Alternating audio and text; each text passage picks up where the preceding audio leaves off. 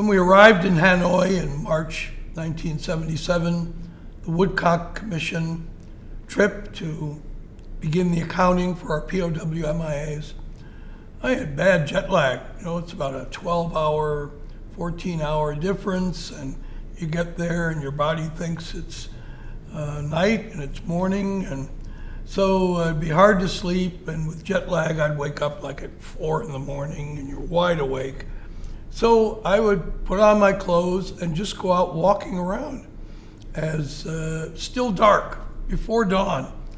And Vietnamese didn't put any limits on us, and I went out, and actually Hanoi, the center of Hanoi, is a lovely place. It's got lakes and shops, and you walk around the lake, and there are trees and temples. And so I'm just out walking around, looking to see what I see. I've never been to Hanoi before, and I go around the lake and back a street or two, and I come to a Catholic church, built in the French time. It's an old building. It's kind of dark, and the stone has got mold on it. But the doors are open, and I see people walking in. And so I'm curious, because it's communism and there's not supposed to be any religion allowed. And I walk up, and the side doors are open. I walk in, and the church is kind of barely lit. It's got some candles here.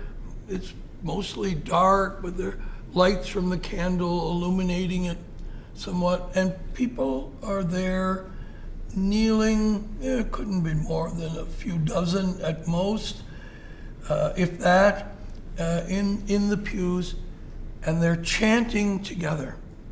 There's no one leading them. There doesn't appear to be books or anything, but they know these prayers.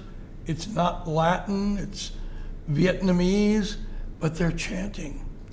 And it was haunting, because here you are in this church. I grew up in Catholic churches, similar architecture and style, and there, and in the middle of communist society, communist from the post-war 1940s and 50s, here the spirit of religion could not be snuffed out, couldn't be stamped out.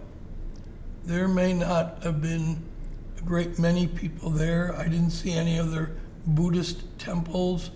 There weren't, a majority of people weren't Christians in Vietnam, despite the French being there for a long time. But the spirit of religion, Christianity, still existed, carried inside the hearts of these people who found their way there in the morning, went inside and sit there and chanting and hearing the sound reverberating in the church and listening to it. And I just sat down.